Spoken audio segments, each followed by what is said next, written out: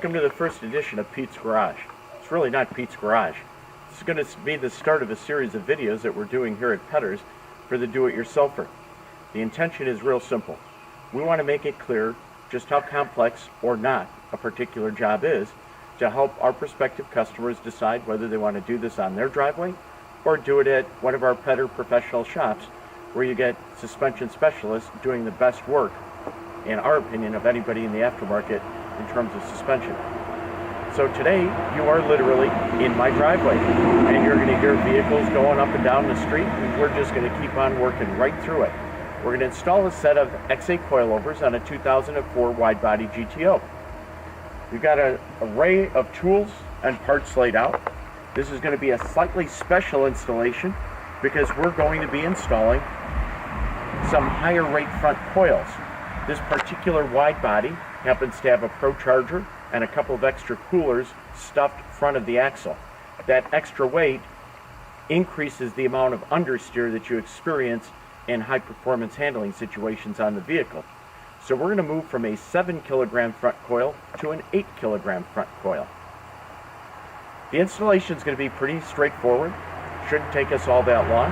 We've got some basic tools, 24 millimeter, 22, 21, 19 and 17 millimeter hand tools. We've got some sockets. I'm probably going to cheat a little bit and use a few air tools because a lot of our do-it-yourselfers have really well-equipped garages. When we measure ride heights at Pedders, we want to take out as many variables as possible. So we measure from the lower lip of the rim up through the center of the wheel to the painted edge of the fender. We're going to go ahead and do that right now. With 18-inch wheels, this particular vehicle with the wide body kit is sitting at 557 millimeters up front. The two rears are a perfect match. We're at 604 on both sides. Up front we've got a little imbalance right now. We're sitting almost 10 millimeters low on the driver's side of the vehicle. We're 557 over there, we're 567 over here. We'll address that when we put in the new coilovers and get this leveled out. I've got a 24 millimeter deep well on the air gun. It's a strut retaining nut, it's a locking nut. We're going to buzz that right off. So let's set the gun to reverse.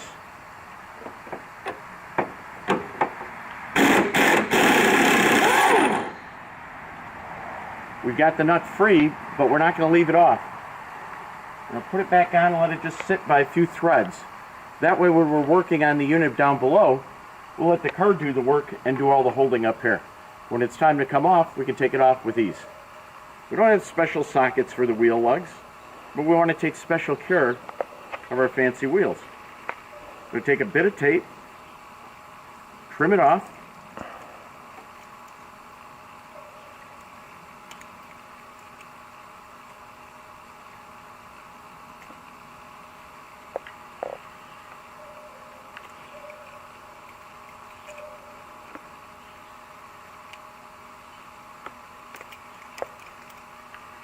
instant protected socket. For safety, we're going to get a jack stand set under the front subframe.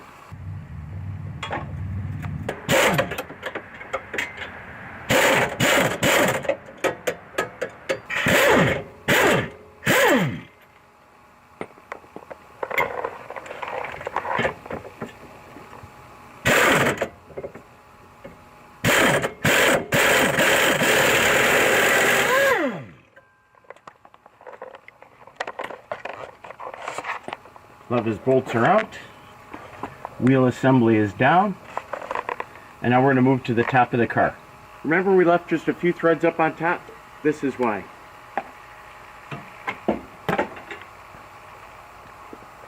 We're going to change out this front coil to a higher rate. Using a 19 millimeter wrench, we're just going to loosen the adjuster. We're going to pull out a number 5 key and a 24 millimeter wrench. Got our 5 millimeter key in, 24 millimeter wrench, and we're going to break this loose. You'll notice we're not using a spring compressor. There's a reason for that. We've only got 3 millimeters of compression on this coil, so it's not going anyplace. This is the coil that comes stock. It's a 62 millimeter diameter coil. It's 180 millimeters tall, and it's 7 kilograms. We're replacing it with a 62 millimeter coil, 180 millimeters tall, and 8 kilograms. Now we're just going to reverse the process. Drop the coil in place. Bearing plate. 5851, the world's best GTO strut mount. Put that 24 millimeter jam nut back on.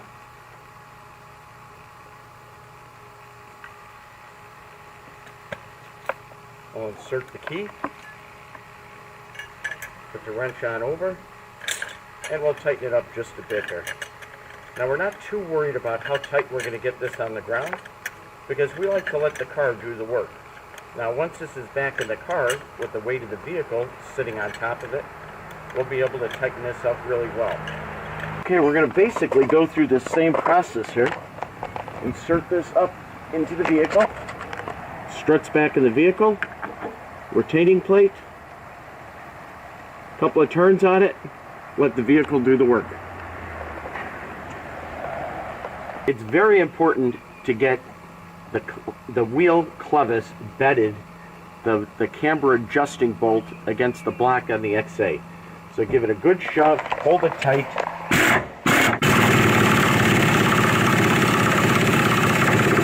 Now let's get the ABS wire back in place. We'll get the brake back in place.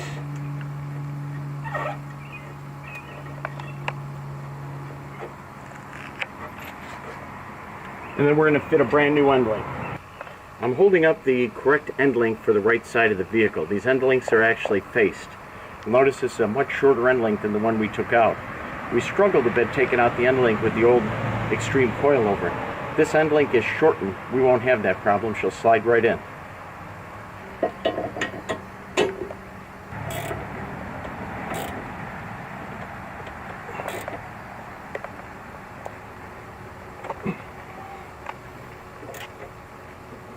GTO wheels are hub-centric, and also they have relatively delicate hub faces. They're sensitive to torque. We want to make sure we get these wheels centered just right. So instead of a gun, we're going to use a speed ratchet to set these wheels.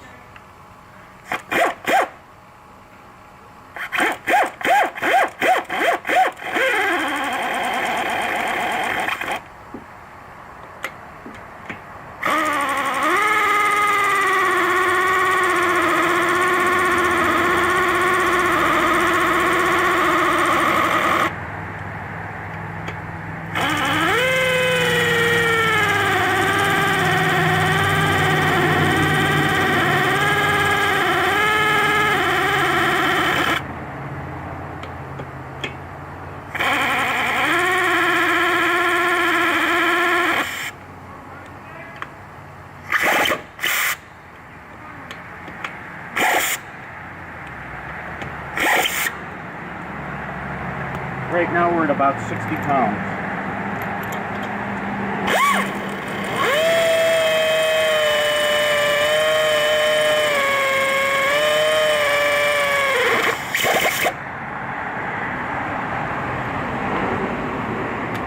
And last but not least, our wheel lock.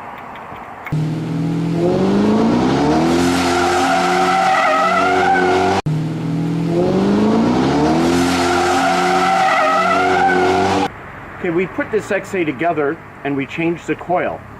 And we always want to check that jam nut on top of the 5851. We said we'd let the car do the work. So let's go back to that right now. We've got our shiny new jam nut on top. And very important, we're going to say this twice. The crimp always goes on top. Pull off our retaining plate, and there's that jam nut that we got reasonably tight, but we know it's not done. So now we're going to put our socket on it, because you can never, ever, ever use an air gun on it, and make sure it's good and tight.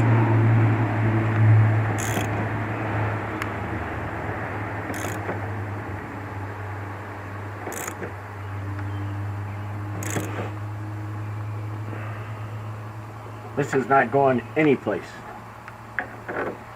Put a retaining plate back on, And now let's put on our shiny new jam nut. Don't forget that crimp has always got to be at the top. If you invert the nut, you'll strip the shaft. Stripped shaft, it's not a warranty item.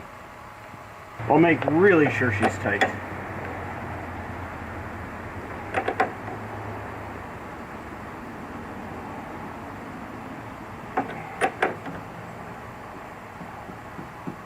And that is good to go.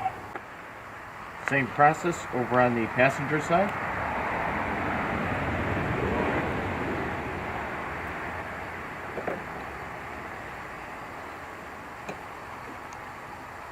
And we're going to go to full soft and count out 15 clicks. 1, 2, 3, 4, 5, 6, 7, 8, 9, 10, 11, 12, 13, 14, 15. We'll set the rear the same way. Full soft. 1, 2, 3, 4, 5, 6, 7, 8, 9, 10, 11, 12, 13, 14, 15. The front's pretty much good to go. We've got the adjusters set. All the installation work is done. We've got to move the car around a bit to check the ride heights. Before we set the final ride heights, we're going to go ahead and do the rear of the car, because when we lower the rear of the car, it'll change the front height. So we'll set the front height last, because the biggest ride height change is going to be in the rear on this particular vehicle. So what we're going to do now is spin the car around, give the front a chance to settle by turning it, and get lined up to do the rear of the car. We're ready to start on the rear shocks and the rear coils. We're going to start in the trunk. First thing we're going to do is pull the nuts off the top of both shock absorbers. We've already removed the fiber mat liner, whatever you want to call it, that covers up the gas tank. And now we're going to get in there with a 15mm deep well socket and a speed ratchet. You can use a hand tool to do it, but I'm lazy, so I'm using this. We've removed the nuts from the top of the rear shocks. We've jacked up the vehicle, and now I have my really fancy cardboard creeper. I use a broken down cardboard box because I don't jack the car up as high and it's easy to slide around on. We're going to leave the wheels in place because the wheels add weight and actually pull down the control arms, which will make pulling out the springs that much easier. If we need a little help getting it back in place, we can always use a floor jack underneath the area where the shock absorber bolts to raise it back up. So we want to make this as easy as possible. The first thing we're going to do is remove the lower bolt from the end link on both sides. A 21mm socket and pop off these lower rear shock bolts.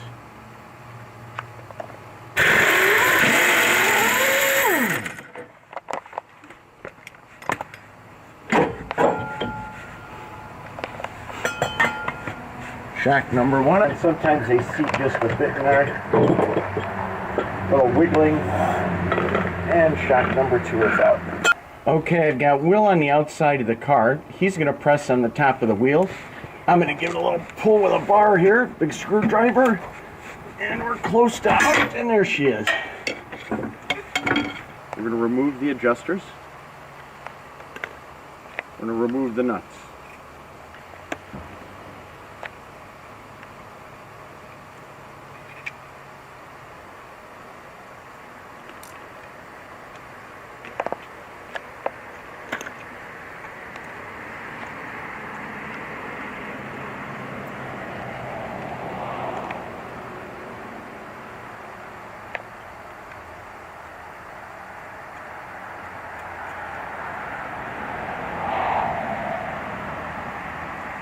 I'm going to put this hardware in the trunk so it's ready when we need it.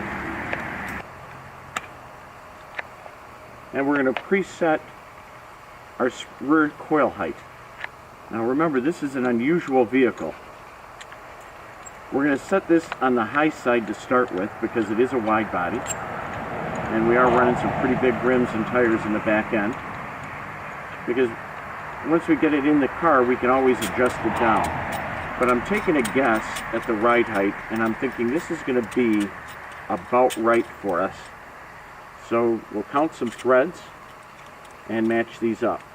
Now these locking rings we provide some special wrenches to set them. I'm a little bit more crude than that. I like to use a drift and a hammer and lock them old school style.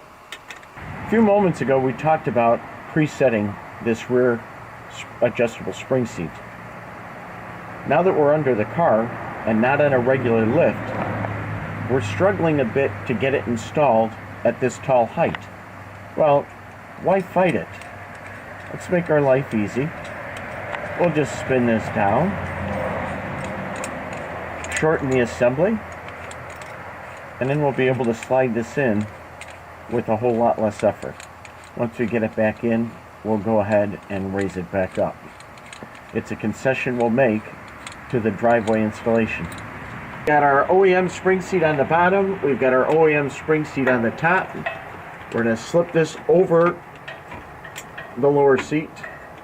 Hold on, Will. We're over the lower seat. Will's going to give us a little bounce here. Almost, Will. One more. There we are. We're in. Okay. We're making some concessions here to video and doing this sideways and blind, but you get the general idea.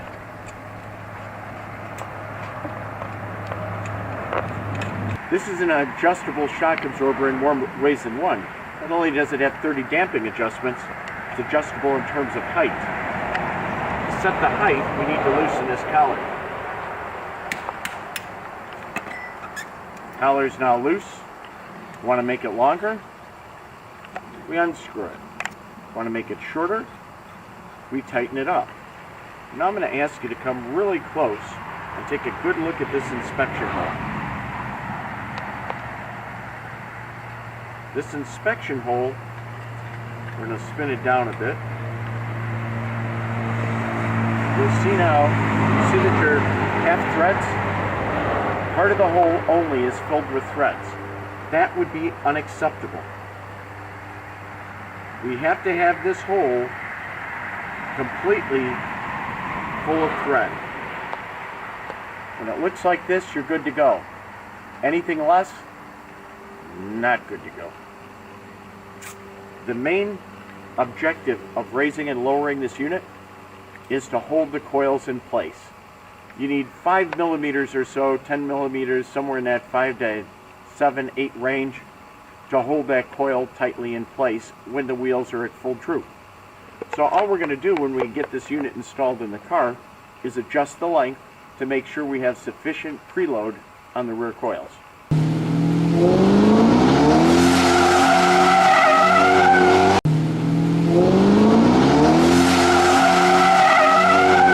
Remember we started this project, we were at 604, right now we're at 600. So our guess with the combination of springs that we had on here before, the springs with the shim, pretty much we guessed wrong. So we want this to come down another 20 millimeters. So we're going to jack the car back up, and we're going to make an adjustment to that spring perch and bring it down 20 millimeters.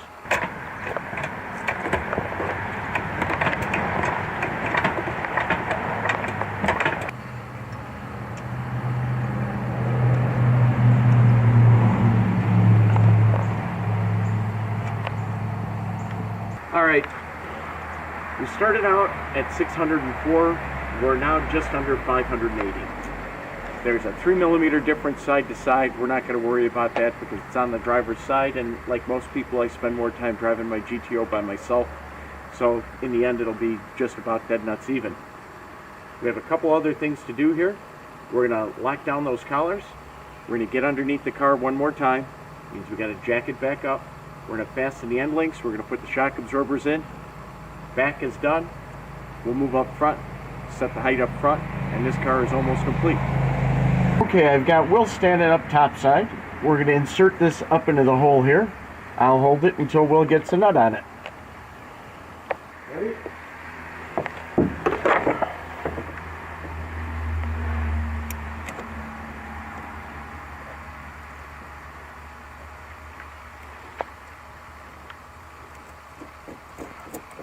We've got good preload on the coil up here. It's not going anyplace. Everything is seated. It all looks good. But you'll notice our shock absorber is too long because we've lowered this vehicle. So I'm going to raise this collar. We're not going to need to use that inspection hole because we already knew we had enough thread. Now we're going to have even more thread inside this lower mount. And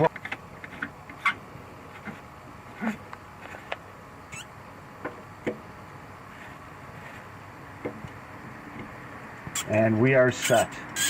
I'll pull the ring down. Remember, we're going to set that with a hammer and a drift after we put in new lower bolts. Sometimes you run into a little glitch. The washer will not come off. So we're going to hold it with this vice grip and we'll take it off with the gun.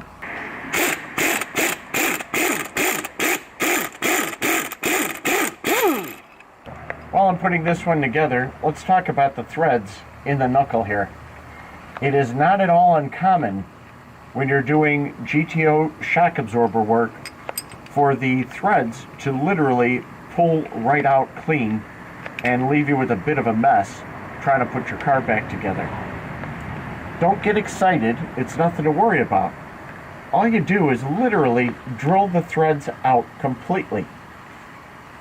Get a longer grade 8 or higher quality bolt, run it all the way through, put a nylock nut on the other end, and you'll actually have a stronger assembly than the OE.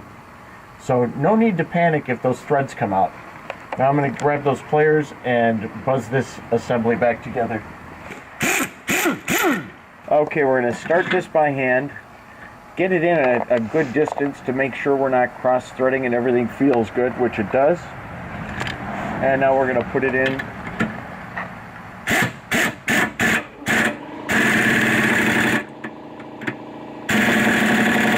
And that's what I call mechanic tight. Hands down, it's my favorite tool. Got my little hammer, got my drift. I give this a couple of more wraps just to make sure we're good and tight. And that ring is going no place. We'll do the same thing on the other side. All right, we've had a little difficulty getting this end link lined up. So we used the hydraulic jack and we've now got it set pretty well. We're going to drop the jack out of place here using this Phillips screwdriver to hold the line, and then we should be able to get our bolt in.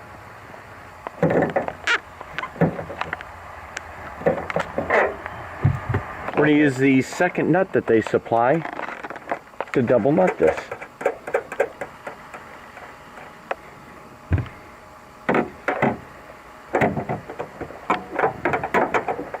Probably the most fun aside from driving is putting in the adjusters. Do the same thing.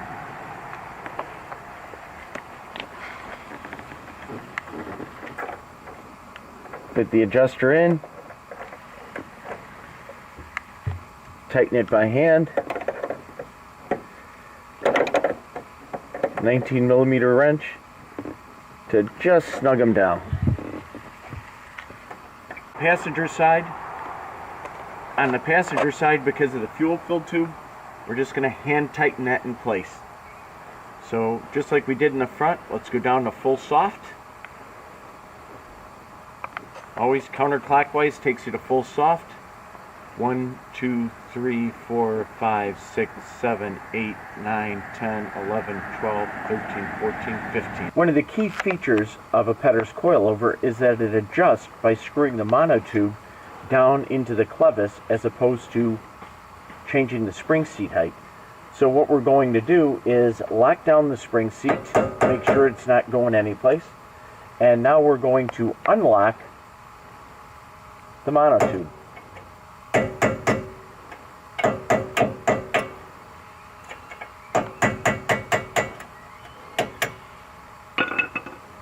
Now we want to raise this considerably. So what I'm measuring right now is the distance between these 2 points.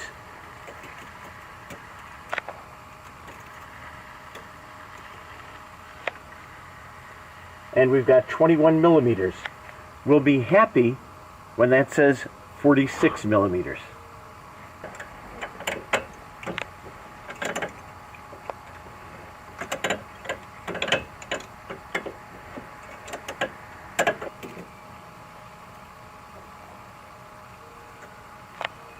$7mm to go. 46.29 millimeters. Time to lock it down.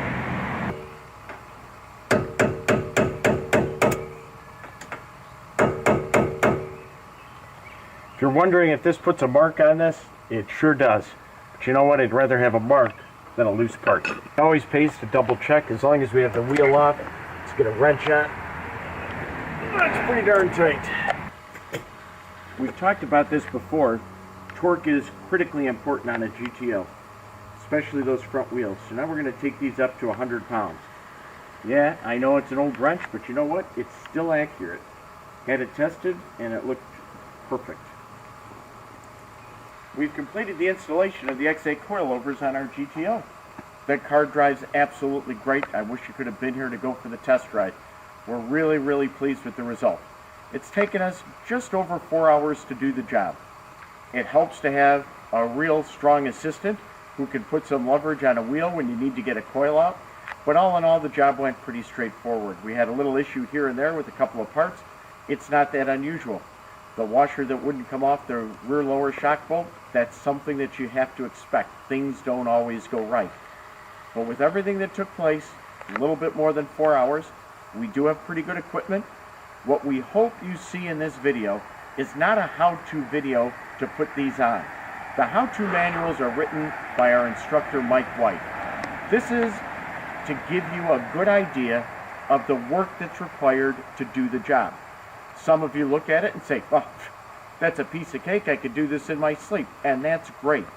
Others who were thinking you could do it, now either have the confidence to do it on your own, or go see your suspension specialist at Pedders. We hope we've made your choice easier, and if you're going to take on this project, we know that you're going to be happy with the result. Thanks for watching.